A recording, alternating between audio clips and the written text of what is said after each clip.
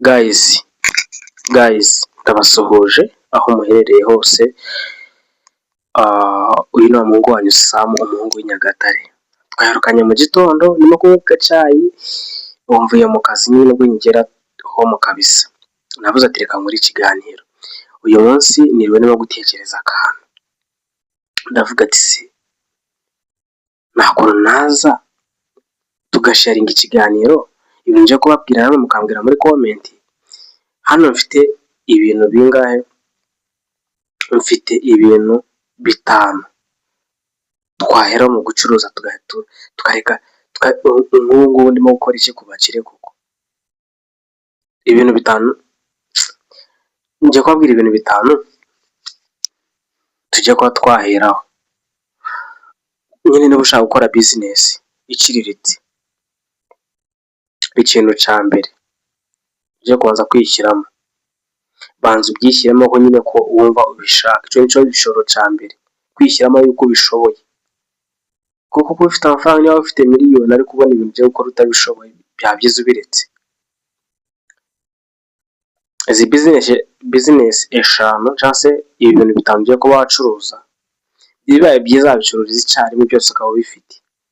Ikintu cya mbere,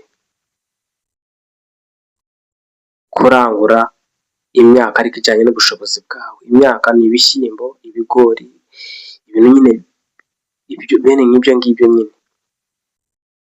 Navuga ngo ushobora kuba ufite ibiro 50 by'ibishyimbo, ibiro 30 by'ibigori, ibiro 30 bya soya, buri kantu ufite amashaza nyine, ibirayiki, ibintu nk'ibyo ngibyo. Ibyo biramutse ubifite, ibiro 50 by'ibishyimbo, 30 by'ibigori, 30 bya soya, wenda n'amashaza wenda ibiro nka 20. Ibyo bishyire ku ruhande. Ibyo bintu ntekereza ko bishobora kuba byamara nk'ibihumbi 120 cyangwa se 100, nabwo ntabwo byagera neza, ariko byagera wenda ko tubifata ko byafata ibihumbi 100 se rishyize ku ruhande. Ikindi kintu cya kabiri, kurangura ibintu banywa, ibinyobwa. Genda urangure twist, urangure inyange, yogati, utuntu nk'utwo ngutwo, urushyiraho ngo nyine ibintu uzi neza yuko bijyanye n'amafanta, amaji byose. Genda urangure, nabyo bigutwara ibihumbi wenda nayo bigutwara ibihumbi 60, ahubwo ko dufate ko bifashe ibihumbi 160. Ibi ni ibintu, ikintu cya kabiri ni business ya kabiri ushobora kuba wakora, ariko ndimo kuvuga ku muntu ushobora kuba wayifatira hamwe. Umaze kuzana biriya by'ibishyimbo n'ibiki byose bine abantu bagura buri munsi, nyine byandi bagura bitaho buri munsi bajya guhaha. Ibyo ngibyo bishyize ku ruhande. None uzana bya bindi byo kunywa. Niba umaze kuzana bya bindi byo kunywa rero, zana saketi y'umunyu imwe uyishyira aho ngaho, nawe wenda reka tuyibarire muri ibyo ngibyo. Zana akadomora ka buto wenda ka litiro 15. Zana ikindi kintu ugiye kubazana, zana akawunga kara ka original. Bibaye byiza aho ufite n'ibigori byo kujya gusheshamo nyine igishesha nyine, ifu nyine yayo ariko nyine itavuye mu ruganda, nabyo ukaba wabishyira aho ngaho. Ibyo ni ibintu bitajya bibora, ntabwo bijya bibora. Abantu bakenera ibishyimbo buri munsi, umunyu bawukenera buri munsi, ibyo kunywa babikenera buri munsi, amazi bakenera buri munsi. Ibyo ni ibintu maze gutekereza uyu munsi, niba mbitekereza ndavuga ati ariko ibintu ntabwo byakora. Ariko mbere yo kubikora, ayo mafaranga ugiye kuba wabishoramo ushobora kuba wafata ibihumbi 200. Noneho banza urebe ahantu ugiye kuba wakorera hameze hati. Ese aho hantu hariho nyine abantu benshi? Hari ukuntu ugera nk'ahantu ukabona nyine hafite ukuntu nyine harimo abantu benshi, mu kagoroba harashyuha nyine ukuntu. Aho hantu haba heza nyine ho gucururiza ibyo bintu, kuko bigenda vuba vuba.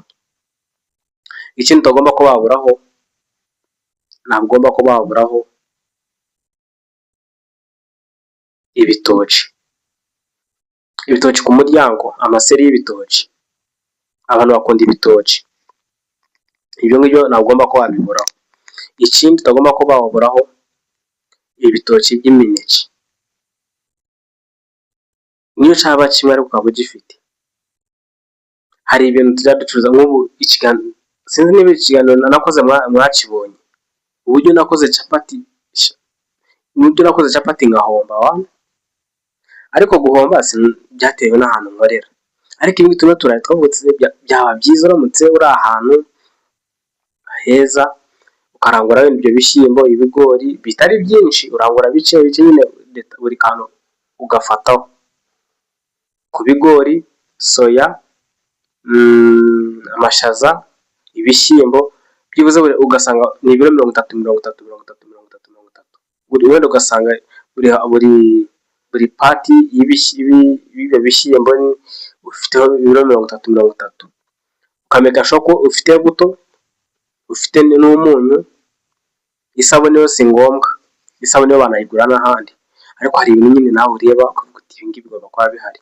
Niba ufite ibintu by'ibinyobwa, ji, fanta, yogati, ukaba nyine ufite amata y'Inyange, ukaba ufite aho ngaho amazi, noneho wamara kubishyiraho ugashyira aho ngaho ugakora agakantine gaciriritse, noneho hahandi hasi ukaba washyiraho bya bishyimbo nyine mu tudeyi ukuntu, bya bishyimbo umuntu akaza ukamupimira ukamuha, yaba ashaka inusu, irobo ukamuha, noneho uba ukareba ko utakorera amafaranga. Abantu bari mu Rwanda wenda njyewe nkaba natarasubira mu Rwanda, ndashaka kugira ibyo bintu mubikore, ninjya kuza nyine muzajya mwica muri komenti nzaze n'abareba, ariko nababwiye ngo ahangaha uzagenda nyine umenyeraho utuntu twinshi. Niba warakoze subscribe uzajya umenyeraho utuntu twinshi, cyane cyane urubyiruko nyine dufite ukuntu nyine ntabwo tuba dufite amafaranga menshi, ariko niba ugize amahirwe yo kubona 200,000 aho kugira ngo ugende ugure telefone y'50 wakora utwo tuntu. Yego nyine ndabizi imisoro n'ibiki, ikindi kandi ibintu kubivuga nyine biroroha, kubikora bikagorana ndabizi, ariko nyine aho kugira ngo ufate 50 ugure telefone, byaro tukagira gute, byaro tukayireka, wowe ugakora ibyo ngibyo. Nk'ubu njyewe ibyo ngibyo si ukuvuga ngo 200 ntabwo byananira, ariko ngereranyije nyine n'intego mfite, niyo mpamvu ntaravuga ngo reka nsubire mu Rwanda njye gukora. Nshobora kuba nareka aka kazi kandi wenda amafaranga nshaka sindayabona. Urugero nshobora kuba naguha wenda reka tuvuge ko nyine 2,000,000 z'amanyarwanda kandi sindazibona, urumva ko akazi ni ngombwa ko naba nyikariho nyine, na boss wanjye nkamufata neza cyane ko ari we nyine nshimira yuko ukwezi kurangira akanyishyura neza. Ntabwo bajya bambura, hari umuntu ujya gukora akazi akabeshya ngo baramwambura, ntabwo abakire bajya bambura, ahubwo akwambura kubera ko utakoze, nawe warangiza ukivumbura ukagenda, icyo gihe nyine uhita wumva yuko yakwambuye. Hari ukuntu ukorera umukire ntashime ibyo wakoze, noneho agatinda kukwishyura, wamwishyuza yakubwira nabi ugahita ujyana kubwo umukire yanyambuye, ntabwo aba yakwambuye. Uyu munsi niriwe mu kazi narushye, ntabwo nshaka iminota iba myinshi, niriwe mu kazi. Niba urimo kureba iyi foto iyi ngiyi, tangira ukora uyu munsi. Iyi ngiyi buri muntu wese ni inzozi, iyi ngiyi buri muntu wese ni inzozi, iyi ngiyi buri muntu wese ni inzozi. Ibi amafaranga bro. Bashiki bacu rero sasa nasoza ikiganiro ngiye kubereka umutoto, agakobwa keza kari mu kazi, ubona ko kari serious mu kazi. Reba iyi foto, n'uyu mukobwa turusha ubwenge, uyu turusha ubwenge koko, ari mu kazi, ari serious mu kazi. Usanga twebwe abasore twirirwa dusakuza ngo abakobwa bashaka umusore ufite amafaranga. Uzi ko abakobwa bakunda umusore ufite umuhate wo gukora kurusha n'abandi bayafite. Iyo uzareba abakobwa ashaka wa musore ufite mu mutwe, ufite nyine abona yuko nyine ejo n'ejo bundi amahirwe yo kubaho umukire ari hejuru. nyine akakubara akavuga ati nyamara iki gitipe gishobora kuba kizavamo igikire, akanga wandi ufite amafaranga akaza akakwereka ko yagusanze nta kintu ufite kubera ko yamaze kubonamo ubwonko buzima. Sizirimo no kumva ako kantu, noneho mwamara nk'amezi 6 akabona utangiye gukora agashinga twatangiye nta kintu ufite, ati none urabona utangiye kuza, kuki utabikora hakiri kare utaramuzana. Ariko nyine ubona yuko iyi foto nyine twese turayikeneye, iyi ngiyi ureba.